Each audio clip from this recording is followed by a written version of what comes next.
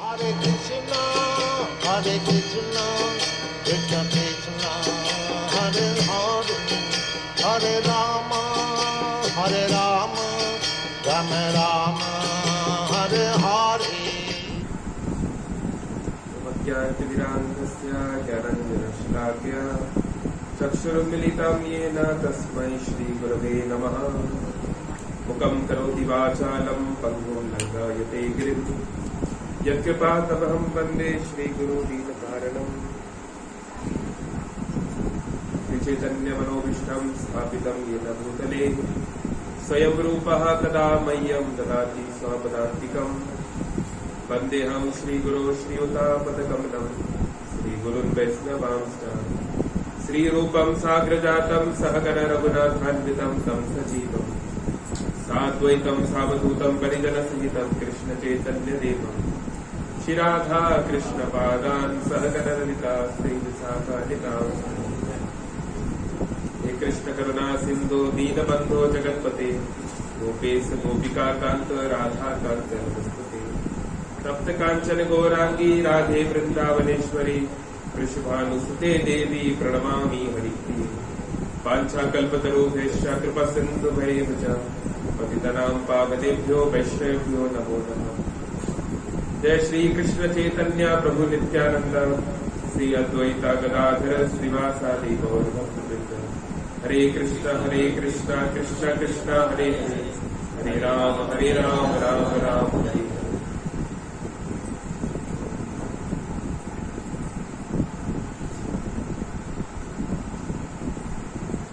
नमो विष्णुपदाय कृष्णपृष्ठाय भूतले श्रीमते भक्तिवेदांत स्वामी नामिने। नमस्ते सारस्वती देवे गौरवाणी प्रचारिणे निर्विशेष शून्यवादी पाश्चात्य देशतारिणे। हरे कृष्ण। श्रीमद् भागवतम में एक श्लोक हम बोलेंगे, मतलब मेरे को ओडिया पढ़ना नहीं आता है, केवल मैंने डिक्शन सुन के रखा है, तो बुक के ओर मेरे पीछे दोहराइए। निम्न गाम्नां यथा गंगा,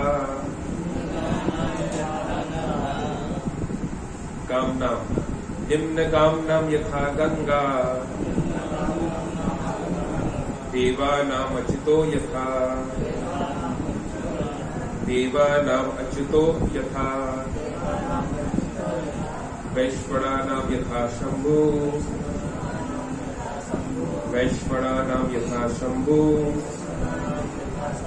पुराणानाम् इदं तथा, पुराणानाम् इदं तथा।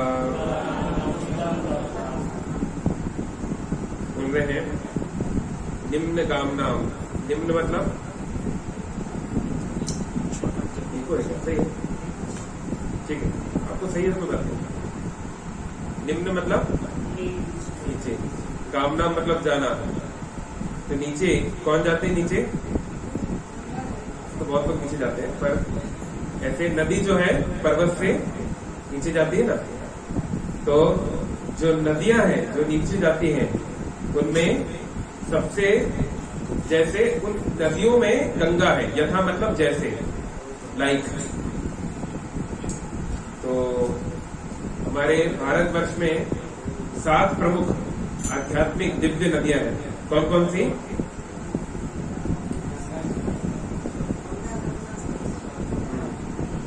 श्लोक जानते हैं ना सब लोग? वो श्लोक जो हम पढ़ते हैं जब हम कोई भी भगवान की सेवा करते हैं, चाहे घर में चाहे यहाँ पर, हमको ये श्लोक उच्चारण करके जाना चाहिए। मेरे पीछे बोलिए। ओम गंगे गंगे चा यमुने यमुने चैव गोदावरी गोदावरी सरस्वती सरस्वती नर्मदे नर्मदे सिंधु सिंधु कावेरी कावेरी जलस्मिन् जलस्मिन् सन्निधिं गुरु गुरु। अगर आप ये मंत्र बोलेंगे और आप अच्छे भक्त हैं तो सामान्य जल भी, सामान्य पानी जो है वो गंगा जल बन जाएगा।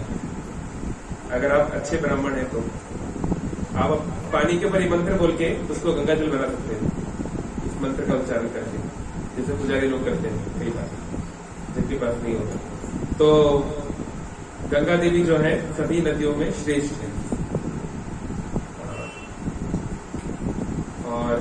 देवानाम अच्युतो यथा, सभी देवताओं में जो दिव्य कार्य करते हैं उसमें श्रेष्ठ है अच्युत्य। अच्युत्य मतलब इसका नाम है अच्युत्य, कृष्ण। क्यों, कृष्ण को क्यों बोलते हैं अच्युत्य जी? हाँ, वो उनका च्युत नहीं होता, वो उनका पता नहीं होता, वो कोई गलती नहीं करते हैं, इनफॉलिबल। भगवान कोई मिस्टेक नहीं कर सकते, उनका कभी गिरावट नहीं हो सकती। वैष्णवानाम यथा शंभु, और वैष्णवों में तो जैसे नदियों में गंगा है, देवी देवताओं में कृष्ण है, ऐसे वैष्णवों में शंभु। तो वैष्णव मतलब क्या है? हम सब वैष्णव है। वैष्णव मतलब हाँ, जो विष्णु का भक्त बनने का प्रयास कर रहे हैं, तो उन सब में शंभु है। जिस प्रकार से पुराणानाम इदम तथा, ऐसे ही पुराणों में यह है। यह मतलब कौन? भागवतम। तो कितने पुराण होते हैं? 18 मुख्य पुराण होते हैं, और भी छोटे छोटे उप पुराण अलग हैं, पर मुख्य 18 पुराण है, जिनमें 6 सात्विक, 6 राजसिक और 6 तामसिक माने जाते हैं। यानी कि उनमें अलग अलग प्रकार के लोगों को कैसे धर्म से जोड़ना है, इसकी पद्धति बताई गई है। तो सभी निगम कल्पतरु गलितम फलम, सभी पुराणों में श्रेष्ठ है श्रीमद् भागवतम, क्योंकि सभी पुराणों को एक ही व्यक्ति ने लिखा है, कृष्ण द्वैपायन वेद व्यास, और उन्होंने इसको श्रीमद् भागवते महामुनि कृते सबसे आखिर में लिखा है, अपनी पूरी मैच्योरिटी में लिखा है। तो यहाँ पे भागवतम बोल रही है कि सभी वैष्णवों में सर्वश्रेष्ठ है भगवान शिव। तो इसलिए अभी आगामी शिवरात्रि का समय आ रहा है, 1 तारीख को शिवरात्रि है। तो शिवरात्रि को क्या हुआ था? क्यों मनाते हैं शिवरात्रि? हाँ, शिव जी और माता पार्वती का विवाह हुआ था, इस कारण से शिवरात्रि को मनाया जाता है। तो बहुत सारा आयोजन होता है शिवरात्रि के दिन। आप हमें से किसी ने शिवरात्रि पूरा आयोजन किए हैं जीवन में कभी? मतलब रात भर उसमें सोना नहीं होता है, आपको जागना रहता है उसमें, और हर 3 घंटे पे शिव जी का अभिषेक किया जाता है और बेलपत्र अर्पित किया जाता है, और उपवास रखा जाता है। बहुत सारे लोग निर्जला रखते हैं शिवरात्रि पे। हमको करने का आवश्यकता नहीं है, फिर भी दोपहर 12 बजे तक का कुछ वैष्णव लोग करते हैं। हमारे भुवनेश्वर में श्री गौर गोविंद महाराज बोल के गए हैं कि भुवनेश्वर जो है शिव जी का क्षेत्र है, तो लिंगराज का क्षेत्र है, इस कारण से यहाँ पे 12 बजे तक करते हैं फास्टिंग भुवनेश्वर में। ऐसे जरूरी नहीं है, लेकिन जो करना चाहे कर सकते हैं। तो शिव जी जो है बहुत कृपालु है, इसलिए उनका नाम है क्या?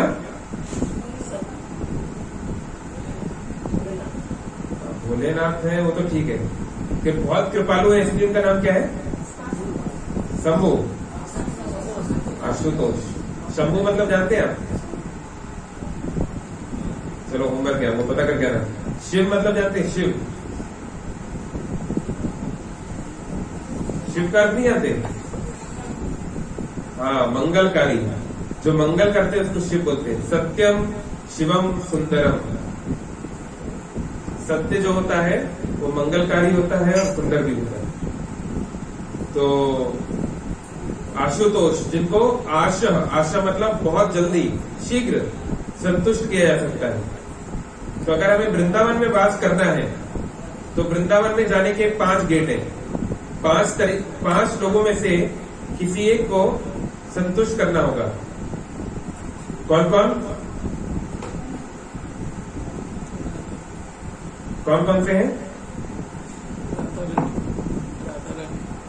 हाँ, राधा रानी का तो बात अलग है, मतलब वो बहुत ऊपर की बात होगी। पहले सिंपल बात की जाए।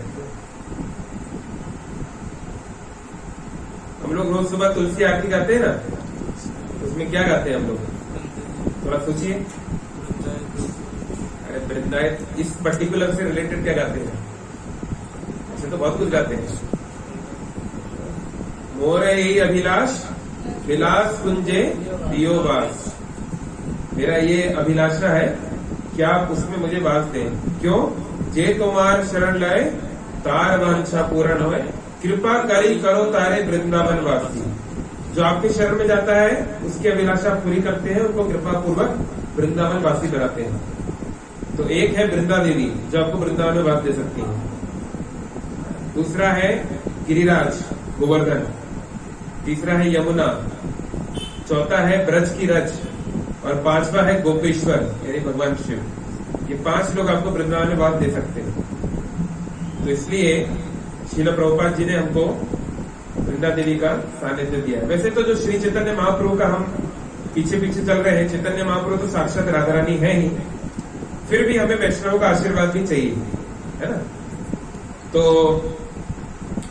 ये शिव जी का इसलिए बहुत ज्यादा महत्व है। इसलिए जो दूसरा नाम अपराध है क्या है दूसरा नाम अपराध?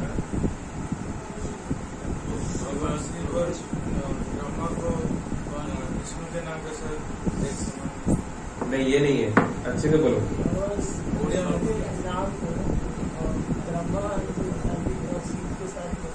ये भी नहीं है, ये भी सही नहीं है। ओडिया में बोलो, जोर से बोला ताकि मैं अच्छी तरह समझ पाऊँ। ब्रह्मा और शिवों को विष्णु का नाम सहित सम्मान व तार स्वतंत्र विचार। नहीं, ये नहीं है। उनके नाम को विष्णु। हाँ, शिव ब्रह्मा आदि देवों के नाम को भगवान नाम के समान समझना। यहाँ पे पूरा कॉन्सेप्ट नाम पर है ना। तो क्योंकि ब्रह्मा जी का नाम लेने का एक फल है, शिव जी के नाम लेने का एक दूसरा फल है, और भगवान कृष्ण के नाम लेने का एक अलग फल है। भगवान ब्रह्मा जी मुक्ति नहीं दे सकते। वो आपको बहुत कुछ दे सकते हैं पर वो मुक्ति नहीं दे सकते। भगवान शिव मुक्ति दे सकते हैं, लेकिन केवल सायुज्य मुक्ति, केवल वो ब्रह्म विलीन वही। और आप अगर शुद्ध हैं तो आपको कैलाश में वास दे सकते हैं। लेकिन भगवान कृष्ण की भक्ति करने से 5 प्रकार की मुक्ति मिल सकती है। 5 प्रकार की मुक्ति सब जानते हैं? ठीक है, होमवर्क पढ़ के आइए, भागवतम में है 5 प्रकार की मुक्ति क्या क्या होती है। एनीवे, तो हाँ, पॉइंट है कि शिवरात्रि ये वो दिन है जब भगवान शिव का विवाह हुआ माता पार्वती के साथ। पार्वती कौन है?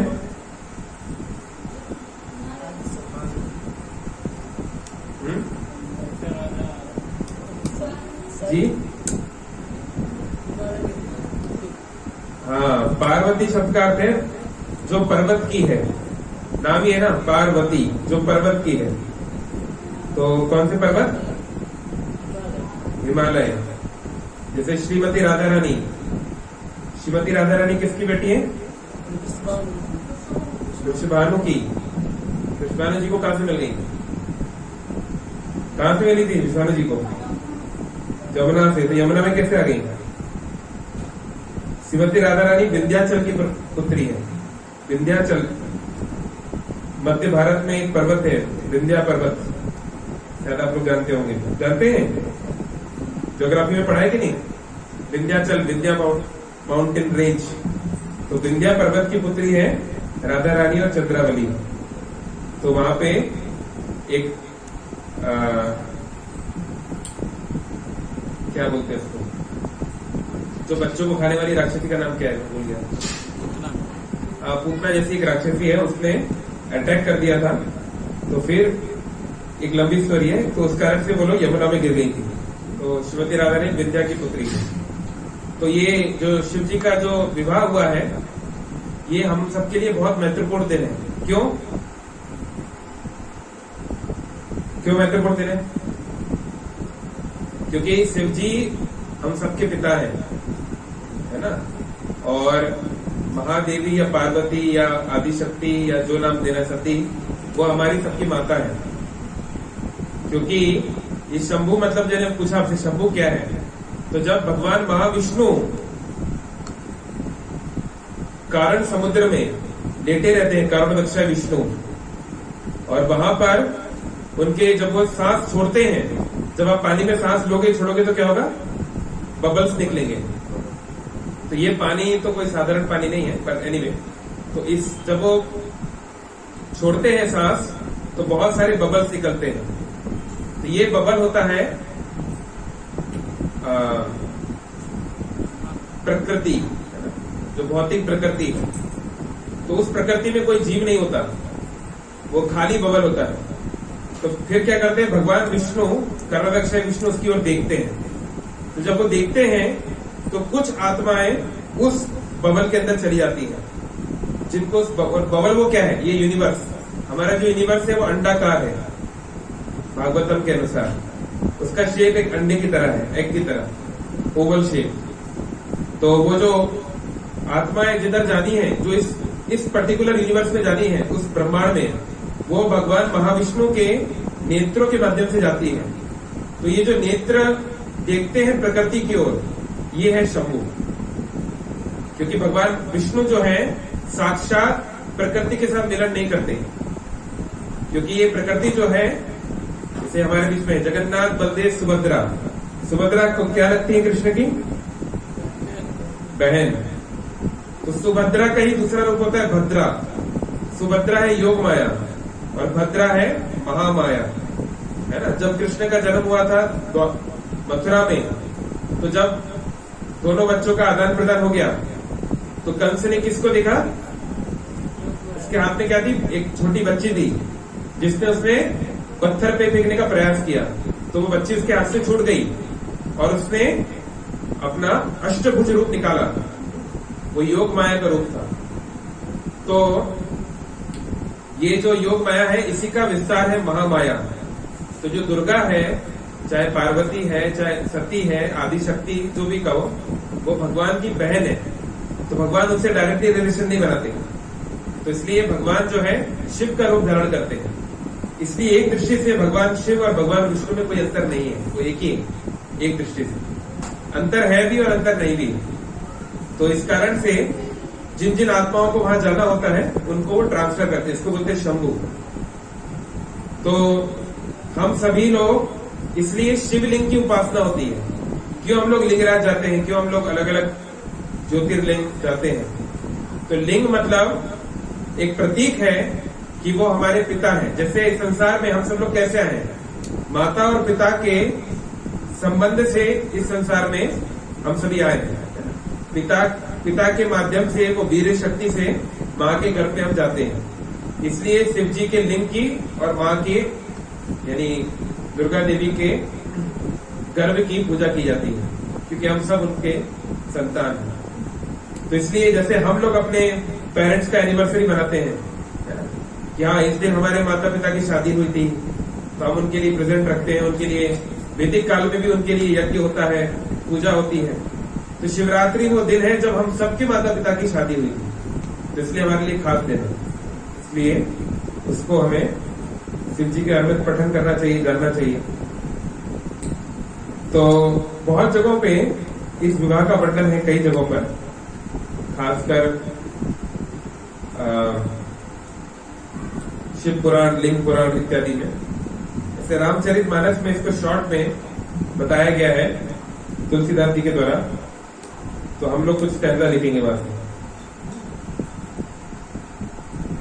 क्योंकि उसमें बहुत ही इंटरेस्टिंग बात है। क्योंकि शिव जी का रूप जो है बहुत, आपको ये जान के आश्चर्य होगा, जब पार्वती देवी की माँ को पता चला कि उनके होने वाला जमाई कौन है। जैसे मान लो अगर आपकी एक बेटी है और आपको पता चले आपकी बेटी की शादी शिव जी से होने वाली है, तो आपको कैसा लगेगा?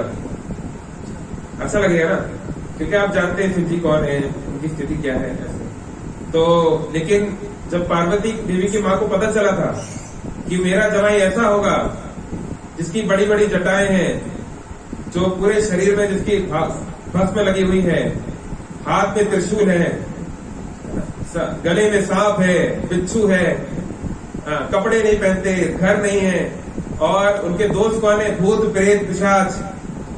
तो वो ऐसे कहते हैं बेहोश हो गई थी डर के मारे कि ऐसे घर में मैं अपनी बेटी दूंगी क्या। तो ये सारा वर्णन बहुत जगह शास्त्रों पे है, बहुत इंटरेस्टिंग है कि कैसे कैसे उनका विवाह हुआ। तो हम लोग थोड़ा सा देखेंगे। हमारे पास समय कम है, एक्चुअली आज थर्सडे है और हर Tuesday, Wednesday, Thursday online class भी होता है गीता का। आप लोग भी चाहे तो कर सकते हैं, 8:30 बजे ग्रुप में आती है इसकी लिंक। तो यहाँ पर सभी देवता शिव जी से प्रार्थना करते हैं कि वो विवाह कर लें, शादी मना लें। क्यों? देवताओं को क्या फायदा, उन्हें इतनी खुशी क्यों हो रही है शादी में? एक ऐसे कहावत है उर्दू में, बेगानी शादी में अब्दुल्ला दीवाना। जैसे कल इनके दोस्त की शादी थी, नहीं दोस्त की बहन की, तो मान लीजिए कोई उसका रिश्तेदार है, कोई दोस्त है, तो समझ आ रहा है खुशी है। कोई ऐसे ही जाके हाँ हाँ बढ़िया क्या शादी हो रही है, डांस करने लगे, तो आपको लगे अरे तुम कौन हो भाई, तुम क्यों इतना खुश हो रहे हो? तो देवता लोग क्यों खुश हो रहे हैं, उनको क्या मिल रहा है इससे? कोई जानते हैं? नहीं जानते? ओह ठीक है, तो आज हम लोग थोड़ा सा पुराना बैकग्राउंड देख लेते हैं, फिर नेक्स्ट क्लास में करेंगे। तो हुआ क्या, एक असुर था जिसका नाम था तारका। ये तारका ने बहुत तपस्या की भगवान ब्रह्मा की। बहुत तपस्या करने के बाद वो ब्रह्मा जी को उसने मजबूर कर दिया आने पे। इतना खतरनाक तपस्या, अपने शरीर को इतनी कष्ट दे रहा था, सारा ब्रह्मांड जो है उसके तप से जल रहा था, जैसे अभी पुतिन के तप से जल रहा है ना, पुतिन जला रहा है यूक्रेन को। तो ब्रह्मा जी को आना पड़ा, बोले क्या चाहिए? बोले अमर बना दो। बोले नहीं हो सकता, मैं खुद अमर नहीं, तुम्हें कहां से बना दूं? तो तारका ने सोचा, असुरों की सोच ही होती है कि ईश्वर अहम भोगी, मैं इतना बुद्धिमान हूं कि मेरे जैसा कोई माइकल पैदा नहीं हुआ। ये असुर लोग सोचते हैं कि जो सारी दुनिया नहीं कर पाई वो मैं करूंगा। तो उसने सोचा कि ये ब्रह्मा जी को मूर्ख कैसे बनाऊं। तो हिरण्यकशिपु ने क्या किया था, हिरण्यकशिपु ने भी अमरता का वरदान मांगा था पर नहीं मिला। तो क्या किया उसने, क्या वर मांगा था? हाँ, उसने सोचा इतनी कंडीशन होगा, इतना कि कोई उसको पूरा ही नहीं कर पाएगा। बोले न दिन में मरूंगा, न रात में मरूंगा, न मनुष्य से मरूंगा, न पशु से मरूंगा, न ये न वो न फलाना, न बहुत सारा उसने तामझाम बना दिया लिस्ट। और ब्रह्मा जी ने तथास्तु बोल दिया। तो भगवान से ज्यादा बुद्धिमान कोई नहीं हो सकता। भगवान ने वहां पर जो जो कंडीशन थी उसको फुलफिल करते हुए सत्यम विधातुम निज भक्त भाषितम, अपने भक्त का भाषण भी सही रखा। ब्रह्मा जी ने जो भाषण दिया था, जो वादा किया था, वो भी पूर्ति हुई और दुष्ट का नाश भी किया। तो भगवान से ज्यादा स्मार्ट कोई नहीं हो सकता है। तो तारकासुर ने देखा मुझे ऐसा कुछ वर मांगना है जो हो ही ना सके। तो उसने देखा कि देखो संसार में हर व्यक्ति काम वासना से ग्रसित है, हर व्यक्ति काम के चक्कर में, माया के चक्कर में आ जाता है। लेकिन जो माया का पति है या माया से परे है वो तो माया में नहीं गिर सकता। तो भगवान शिव तो माया के परे हैं, माया के पति हैं, स्वामी हैं, तो वो कैसे माया में गिरेंगे? तो इसलिए तारका ने ये वर मांगा कि केवल शिव जी का पुत्र ही मुझे मार सकता है और कोई नहीं, ऐसा आप वर दीजिए। तो ब्रह्मा जी ने उसको वर दे दिया, ठीक है तथास्तु। अब प्रॉब्लम ये है कि उस समय तक सती का जो है मतलब उनका जो कांड था, जो भी हुआ एपिसोड, वो सब हो चुका था। सती जी आत्महत्या कर चुकी थी, आत्मदाह कर चुकी थी और उस समय भगवान शिव का कोई साथी नहीं था। तो शिव जी जो है समाधि में थे और हजारों लाखों साल बीत गए, वो समाधि में ही थे। तो फिर सभी को अब डर लगने लगा कि ये तारका ने तो ऐसा वर मांग लिया है, और तारका ने अपने वर का दुरुपयोग शुरू कर दिया। उसकी धीरे धीरे शक्तिशाली होने लगा और कोई भी देवी देवता उसको नहीं हरा पा रहे थे, क्योंकि उसको मारने की शक्ति किसी के पास नहीं है, क्योंकि कोई शिव जी का बेटा नहीं है। तो फिर सभी देवताओं को लगा कि शिव जी को हम कैसे इनको समाधि से निकालें। पहले तो समाधि से निकालो, फिर इनकी शादी कराओ, फिर इनका बच्चा होगा तब कुछ हो पाएगा। तो सारे देवी देवता बड़े परेशान थे। तो बहुत शॉर्ट में बता रहा हूँ। तो फिर ब्रह्मा जी के पास गए, बहुत लोग के पास गए। फिर पता चला कि आदिशक्ति इस जन्म में पार्वती के रूप में आई है, हिमालय की कन्या के रूप में आई है। तो फिर अब ये हिमालय की जो पुत्री है, इसका विवाह कैसे होगा शिव जी के पास? तो उसके लिए क्या किया गया? उसके लिए एक बलि चढ़ाई गई। किसकी? कामदेव की। अब शिव जी का मेडिटेशन कैसे तोड़े, उनकी समाधि कैसे तोड़े? तो कोई और जाएगा तो वो तो सक्सेसफुल नहीं होगा। तो जो कामदेव होते हैं उनके पास बाण होते हैं जिससे वो स्त्री और पुरुष को मोहित करते हैं। तो कामदेव ने अपने बाण चलाए, शिव जी का मेडिटेशन टूट गया, समाधि टूट गई, उनको गुस्सा आ गया। तो गुस्से में उन्होंने आंखें खोली, पर ये आंखें नहीं खोली, उन्होंने अपनी तीसरी आंख खोली जो उनके यहाँ पर है। तीसरी आंख खोली और सामने था कामदेव। तो कामदेव भस्म हो गया, खत्म कहानी। तो कामदेव भस्म हो गया, फिर उनका गुस्सा थोड़ा शांत हुआ, सभी देवता आए, बताए देखिए ऐसी ऐसी बात है, ये है वो है, बहुत निवेदन किए तो शिव जी मान गए और पार्वती देवी से आगे चल के उनका विवाह हुआ। तो यहाँ कामदेव का क्या होगा, कामदेव ने अच्छा काम किया, वो तो उनके कहने पे आया था। तो फिर उसकी पत्नी जो थी रति बहुत रोने लगी कि मेरे पति तो समाप्त हो गए, ये हो गया, उनका कुछ नहीं है। तो शिव जी ने उनको आशीर्वाद दिया, आप चिंता मत करो, आपके पति का आपसे नाम हो जाएगा अनंग, मतलब जिसका कोई शरीर नहीं है। और जब भगवान कृष्ण द्वापर युग में अवतार लेंगे तब ये तुम्हारा पति भी अवतार लेगा और तुम्हारा उसके साथ विवाह होगा। कौन है वो? प्रद्युम्न, भगवान कृष्ण का पुत्र।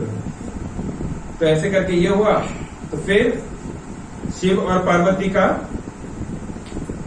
मिलन हुआ और मतलब कि वो जो वीर है वो कहाँ से, कौन से गंगा से कि कहाँ से चला गया, एक वन में चला गया। वन में जो नक्षत्र होते हैं, नक्षत्रों में से 6 नक्षत्रों का एक ग्रुप होता है जिसे बोलते हैं कृतिक। उन कृतिक ने मिलकर इस बच्चे को पाला, इसलिए इस बच्चे का नाम पड़ गया कार्तिकेय। कृतिक का पालने योग्य, ऐसे कार्तिकेय। तो ये कार्तिकेय ने फिर बड़े होके तारकासुर का वध किया। तो फिर तारकासुर के जो तीनों बेटे थे उनका दिमाग खराब हो गया कि हमारे पिताजी को मार दिया इसने। तो वो लोग जो थे उनके पास इतनी शक्ति थी कि हर एक बच्चे के पास एक पूरा शहर था जो उड़ता था, फ्लाइंग सिटी। तो वो तीनों के तीनों मिलकर जो है देवताओं पे हमला करने लगे। तो ये जो पुरी थी, या पुरी का जो मेल वर्जन होता है उसको पूरा बोलते हैं। तो ये तीनों मिलकर कर रहे थे, इसलिए उनका नाम पड़ गया त्रिपुरा। 3 शहर मिलकर लड़ाई कर रहे थे, त्रिपुरा। तो इसलिए फिर भगवान शिव ने अपने धनुष बाण उठाए और त्रिपुरारी का उन्होंने वध किया। इसलिए भगवान शिव का नाम है त्रिपुरारी, जो त्रिपुर को मारते हैं। तो ये है बेसिकली स्टोरी, ऐसा कैसे हुआ। तो समय तो बहुत कम है, ठीक है, कुछ हम लोग पढ़ लेते हैं। तो सभी देवी देवता शंकर जी के पास गए और विवाह का वो प्रस्ताव रखे।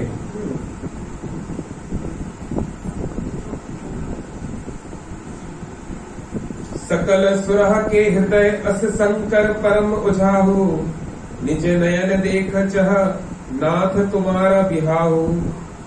सभी देवी देवता शंकर जी के पास जाके बोले कि शंकर जी, हमारी एक ही चाहत है, एक ही हमारी आशा है कि हम अपनी आंखों से आपका विवाह देखना चाहते हैं।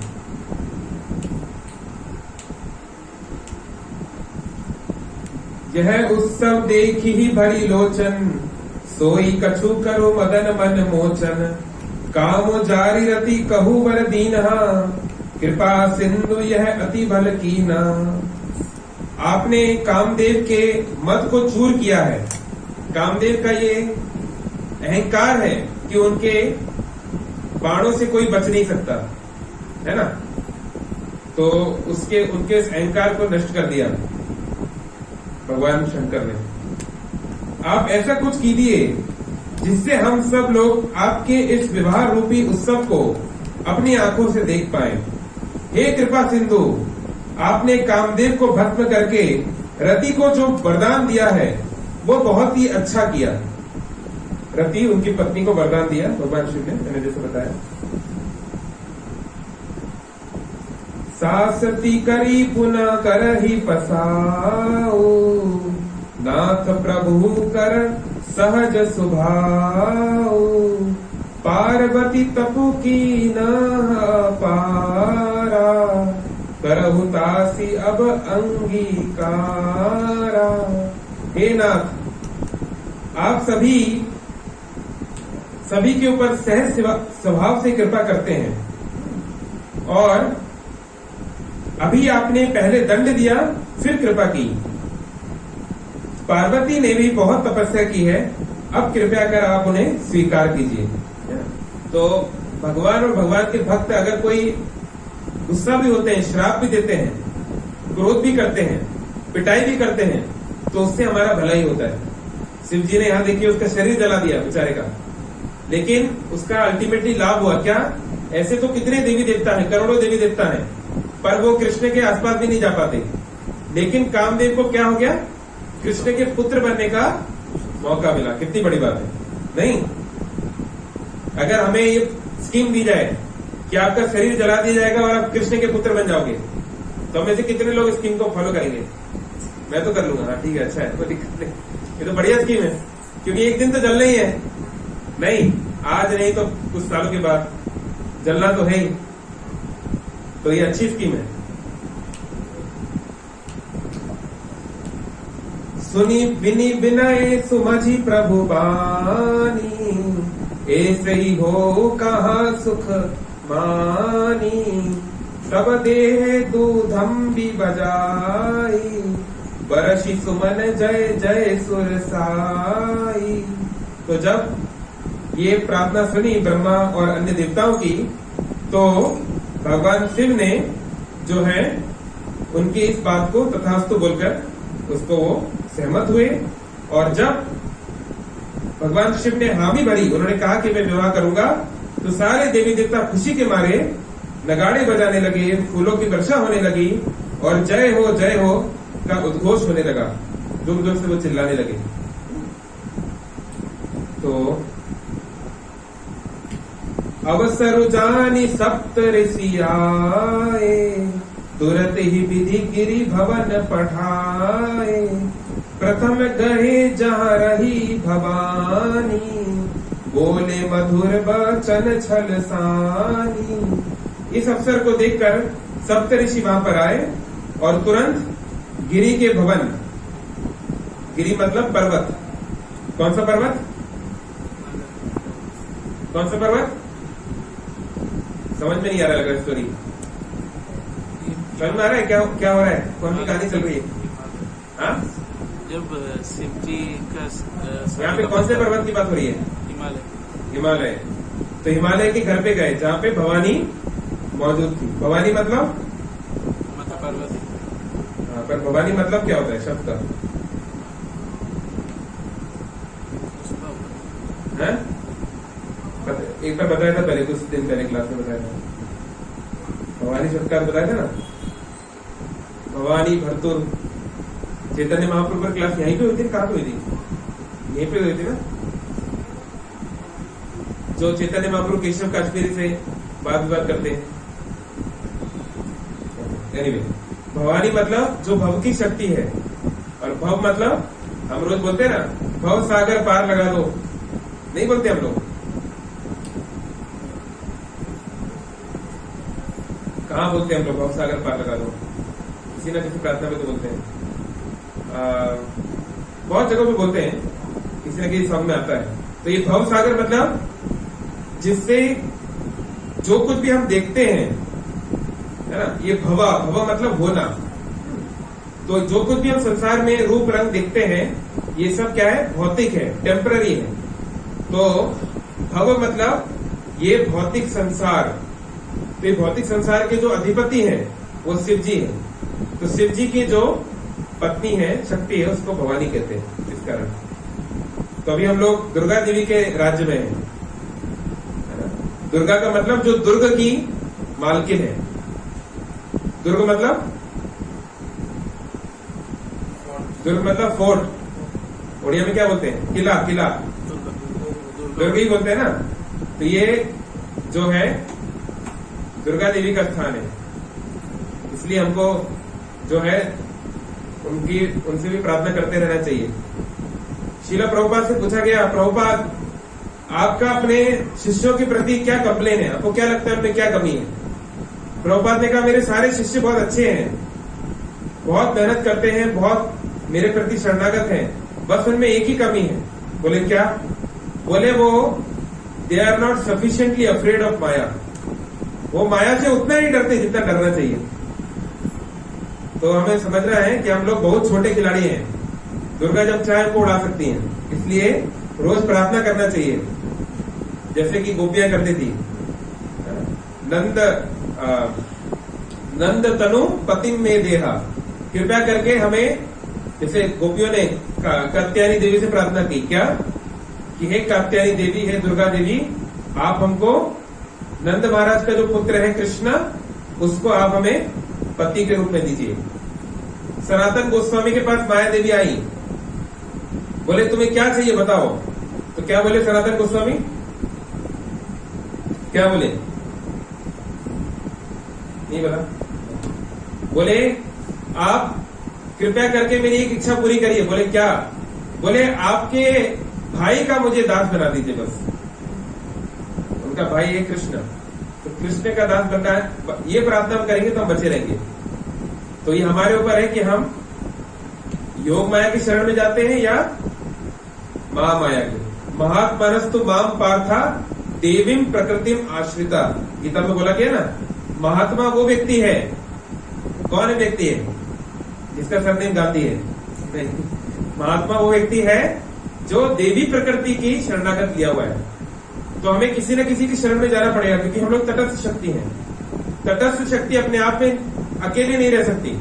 तो अगर हम सुभद्रा की शरण में नहीं जाएंगे तो जबरदस्ती भद्रा हमको अपनी शरण में ले लेगी। या तो सुभद्रा की शरण में जाओ या दुर्गा की, कहीं ना कहीं जाना पड़ेगा, या तो योग माया या महामाया। तो इसलिए अगर हम भगवान की शक्ति को भगवान से जोड़ के देखेंगे तो निर्बंधे कृष्ण संबंधे युक्तम वैराग्य उच्चते, तो वो बंधन का कारण नहीं बनेगा। कोई भी चीज संसार की हमें बांध नहीं सकती अगर हम कृष्ण को उससे जोड़ दें तो। और जहां हमने कृष्ण को हटाया, कृष्णा आउट माया इन, तो वहां पे माया हमको पकड़ लेगी। कृष्ण सूर्य सम माया है अंधकार, जहां कृष्ण तहां नहीं माया अधिकार। जहां सूर्य है वहां अंधेरा नहीं हो सकता।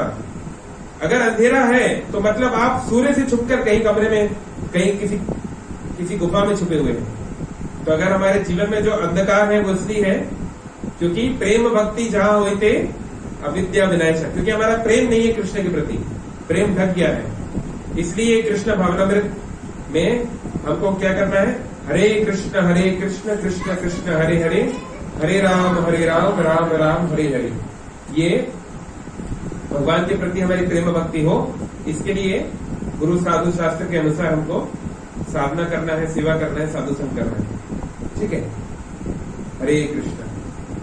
जगन्नाथ बलदेव सुभद्रा महारानी की, कृष्ण बलराम की, गौरताई की, शील प्रभुपाद की, शील गुरुदेव की, गौर